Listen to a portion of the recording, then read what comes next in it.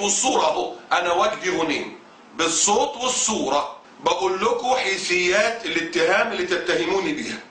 انا بقول على الملأ اهو، العلماني الليبرالي الحداثي كافر ومرتد عن الاسلام، والمفروض امره يرفع الى القضاء والقاضي يراجعه في الكلام اللي بيقوله، ثم يحكم عليه بعد ذلك بالرد عن الاسلام ان اصر على الكلام اللي بيقوله.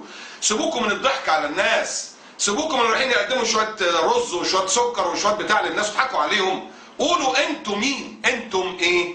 اللي بيقول لك انا علماني ليبرالي حداثي، قول له انت كافر.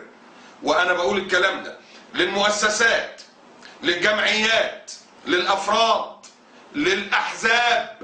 حزب، فرد، جماعه، ايا كان يقول انا ليبرالي علماني حداثي، طبعا دي كلها اسماء تدل على معنى واحد، وهو ايه؟ فصل الدين عن الدوله، عشان نتكلم بوضوح. والا يقولوا لنا لا الكلام اللي انت بتقوله ده غلط، احنا مؤمنون بالله وبالرسول ونؤمن بالشريعه الاسلاميه ونطالب بتطبيق الشريعه الاسلاميه. والله العظيم اطلع واكذب نفسي على طول، ما عنديش مشكله، لكن هم لا يؤمنون لا بالله ولا باليوم الاخر.